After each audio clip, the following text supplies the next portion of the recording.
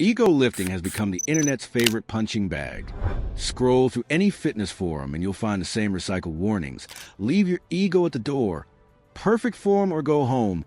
That guy's gonna hurt himself. And honestly, most of the time, they're right. Because most people who ego lift do it wrong. They load up weight they have no business touching, sacrifice all control, and call it intensity. That's not ego lifting. That's stupidity with a barbell. But here's the part nobody talks about. Every strong lifter you've ever admired has ego lifted, whether they admit it or not. Every powerlifter who hit a PR, every bodybuilder who pushed past a plateau, every athlete who found new gear, they've all loaded more weight than felt comfortable and forced their body to figure it out. The difference between them and the guy bouncing a bar off his chest with zero control? Intent, awareness, purpose. This video breaks down 10 reasons ego lifting, when done with control and intention, actually acts like a cheat code for strength training and muscle growth. Not reckless lifting, not sloppy reps for Instagram clips. Strategic overload that forces adaptation faster than playing it safe ever could. We're not here to tell you to throw caution away. We're here to tell you that sometimes lifting heavy with a little ego is exactly what your body needs to level up. This is general training information, not medical advice. Consult a professional for personal guidance. Now let's get into it. Number 1, it forces neurological adaptation faster. Your muscles don't decide how strong you are. Your nervous system does. And your nervous system only adapts to what it's exposed to. If you spend months lifting weights that feel manageable, your body never learns what heavy actually means. It stays comfortable. It stays weak.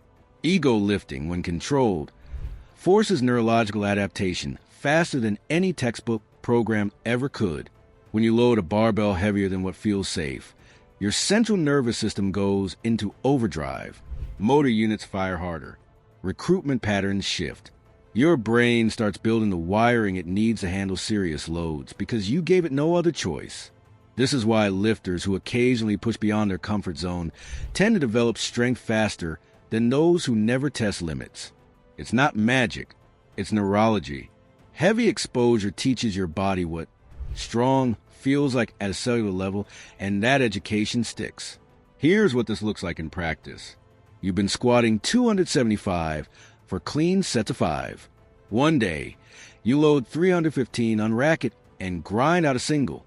Maybe it's ugly. Maybe your depth suffers slightly. But when you go back to 275 the next week, it feels lighter. Not because your muscles grew overnight, they didn't, but because your nervous system now has a reference point for heavier. It recalibrated. The condition that makes this productive instead of dangerous. You still control the weight. You don't collapse. You don't dump the bar. You stay braced, stay tight, and complete the lift with intent. That's ego lifting as a tool. It's the difference between exposing your system to a stimulus and just hoping for the best. Number 2, it raises your perception of what's possible. Strength isn't just physical. A huge part of lifting heavy is psychological, and most lifters underestimate how much their own perception holds them back. If you've never touched a weight, it stays scary. It stays too heavy. And that mental barrier becomes a ceiling you never push through. Ego lifting shatters that ceiling. Once you've had 405 on your back, even for a shaky single, 365 stops feeling like a max. It becomes just under what I've handled before. That reframe changes everything. Lighter weights stop feeling intimidating because your brain now is proof that you survived heavier. This is why progressive overload isn't just about adding 5 pounds every week. Sometimes you need a psychological reset. You need to touch a weight that scares you so that everything below it becomes accessible. It's not about ego for the sake of ego. It's about rewiring your own internal limits. Consider the lifter who's been stuck at a 225-pound bench for months. They've done the volume work. They've addressed weak points. But mentally, 225 still feels like their ceiling. Then one day, they load 245, get a handoff, and fight through a grinding rep with a spotter's finger on the bar. The next session, 225 moves faster than it has in weeks. Nothing changed physically, What changed was belief. The key here is intent. You're not ego lifting to impress strangers. You're ego lifting to prove something to yourself, that the weight you feared is survivable. Once you know that, the fear dissolves, and fear is often the only thing standing between you and your next PR. Number 3, it breaks plateaus caused by playing it too safe. Plateaus don't usually happen because you're training too hard. They happen because you're training too safe. You find a weight that feels challenging but manageable, and you ride it for weeks, months. You call it consistency, but your body calls it maintenance. And maintenance doesn't build muscle or strength. The problem with playing it safe is that adaptation requires stress, real stress, the kind your body can't ignore. When every workout stays within your comfort zone, your muscles have no reason to grow. Your nervous system has no reason to recruit more fibers. You're essentially treading water and wondering why you're not moving forward.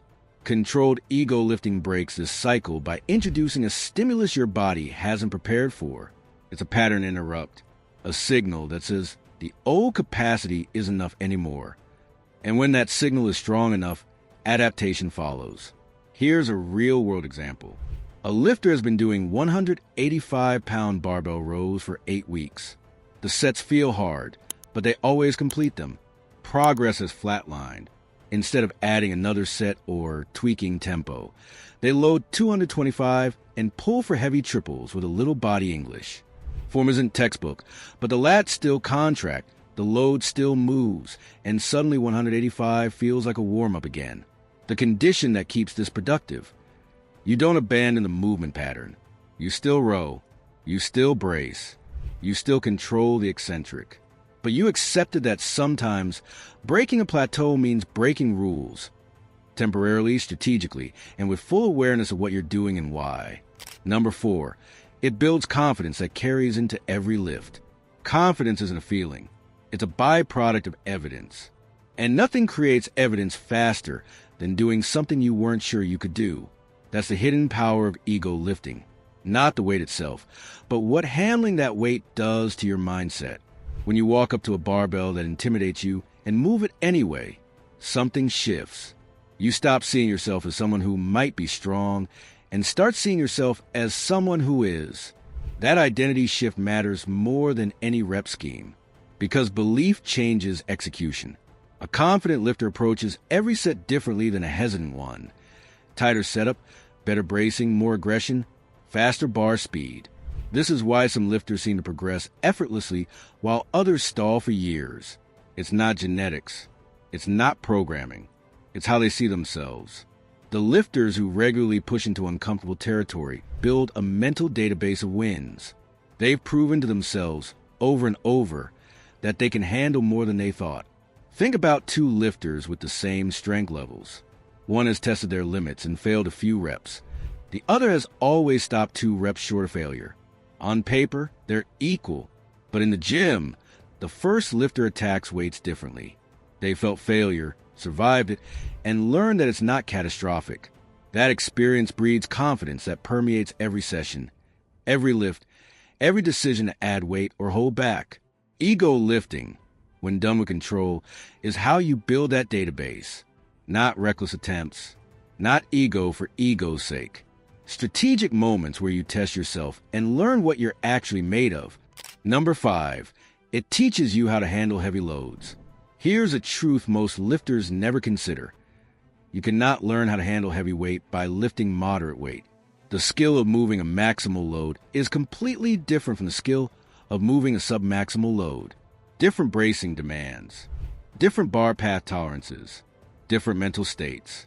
And if you never practice the heavy version, you'll never be good at it. This is why lifters who train exclusively in the hypertrophy range often crumble when they finally test a 1-rep max. They have muscle, but they don't have practice. They've never felt what happens when the bar slows to a crawl, and you have to grind through 3 seconds of hell to lock it out. That's a skill, and skills require practice. Ego lifting is how you practice. It's exposure therapy for heavy loads. You learn where your sticking points are. You learn how to stay tight when everything in your body wants to fold. You learn that a slow rep isn't a failed rep. It's just a hard rep. These lessons only come from handling weights that push your limits. Consider the deadlifter who trains sets of 8 all year, then enters a meet and misses her third attempt because they didn't know how to grind, versus the deadlifter who regularly works up to heavy singles. Even outside of competition prep, the second lifter knows what a max effort pull feels like. They've rehearsed it. When meet day comes, the heavy weight isn't unfamiliar. It's just another Tuesday. The key is control. Ego lifting to learn doesn't mean loading weight you can't move. It means loading weight at the edge of your ability and paying attention to what happens. That's training intensity with a purpose. Number 6, it creates mechanical tension you can't fake. Muscle growth has 3 primary drivers: mechanical tension, metabolic stress, and muscle damage. Of these, mechanical tension is king. And here's the inconvenient truth. There's a level of mechanical tension that only comes from heavy loads. You can't fake it with slow tempos or high reps. Some stimulus only comes from big weights. When you load a barbell heavy enough to challenge your maximum strength, every fiber in the working muscle is forced to engage. There's no coasting, no relying on momentum, no letting weaker fibers rest while stronger ones do the work. The load demands full recruitment, and full recruitment creates a growth signal that lighter weights simply cannot replicate. This doesn't mean you need to max out every session, but it does mean that lifters who never touch heavy weights are leaving gains on the table. The high threshold motor units, the ones with the most growth potential, are only activated when the demand is high enough. Moderate weights don't reach them. Only challenging loads do. Here's a practical example. 2 lifters do leg press. One uses 400 pounds for sets of 15. The other uses 700 pounds for sets of 5. Both work hard. Both reach failure. But the second lifter's quads are experiencing a type of mechanical tension the first lifter never touches. Over time, that difference compounds. The condition that keeps this productive. Ego lifting for tension means choosing a weight that's heavy for you, not heavy for Instagram. It means controlling the eccentric, owning the lockout, and making sure the target muscle is actually doing the work. That's when heavy becomes a tool for growth, not just a number for your ego. Number 7, it exposes weak links instantly. Light weights lie to you. They let you get away with imbalances, poor positioning, and weaknesses you don't even know you have. You can muscle through a 135-pound squat with almost any technique. But add 100 pounds, and suddenly every flaw becomes obvious. Heavy weight reveals what lightweight hides. This is one of the most underrated benefits of ego lifting. Instant feedback. When the load is heavy, your body can't compensate as easily. If your left leg is weaker, you'll feel it.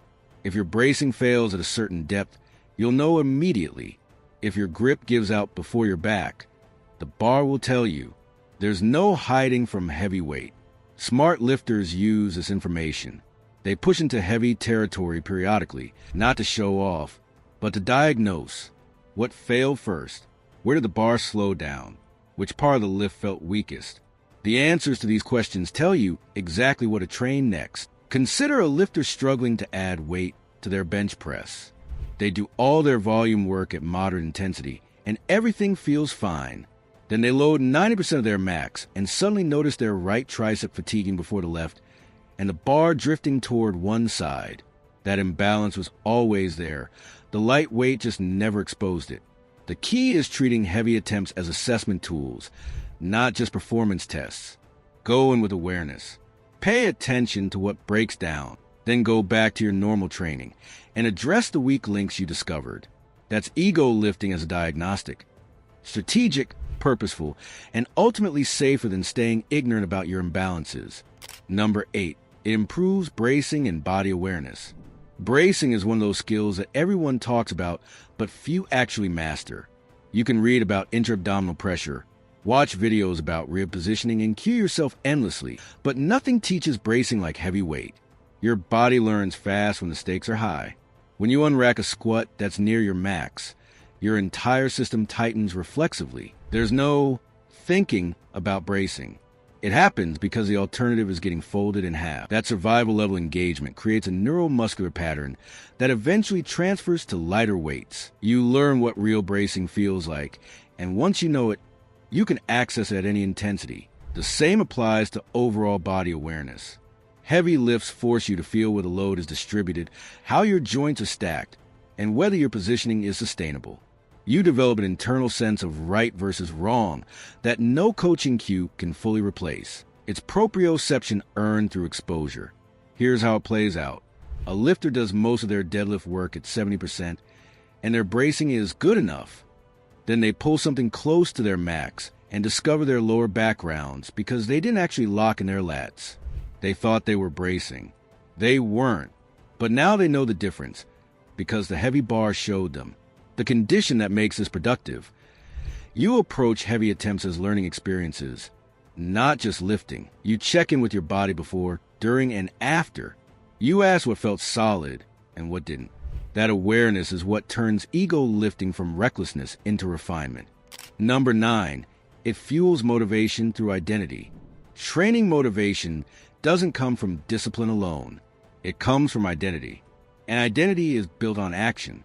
If you see yourself as someone who lifts heavy and pushes limits, you'll show up to the gym differently than someone who sees themselves as a casual fitness participant. Ego lifting reinforces the identity of a serious lifter. Every time you load weight that challenges you and complete the lift, you're adding evidence to the story you tell yourself about who you are. You're not just going through the motions.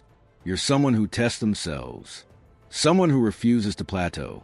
That self-image fuels consistency in a way that motivation videos and pre-workout never can. This is why some people stay committed for decades while others burn out after 6 months. It's not willpower. It's identity investment. The lifter who has handled heavy loads, pushed through hard reps, and earned their strength has something to protect. Walking away means abandoning a version of themselves they built with years of effort. Think about the difference between someone who's hit a 300-pound squat and someone who hasn't. The first person carries themselves differently. They've done something hard. They've proven something. That proof becomes part of who they are. And protecting that identity keeps them in the gym long after the initial motivation fades. Ego lifting isn't about arrogance. It's about investment. It's about doing things that matter enough to shape how you see yourself. And once your training becomes part of your identity, quitting stops being an option. Number 10, it separates serious lifters from casual effort. Effort isn't binary. There's a difference between showing up and showing up with intent. A difference between following a program and actually pushing yourself within that program. Ego lifting, controlled, purposeful ego lifting, is often a dividing line between lifters who stay mediocre and lifters who break through. Casual effort looks like going through the motions, adding weight only when it feels easy, stopping sets when discomfort arrives, never testing limits because testing limits is uncomfortable. It's lifting that checks the boxes but never challenges the system. Serious effort looks different. It's strategic aggression, occasionally loading more than feels safe, because you understand that growth lives in discomfort. Being willing to fail a rep in public because you'd rather learn your true limit than play it safe forever. Taking training seriously enough to occasionally take it too far, then adjusting. This is an invitation to be reckless.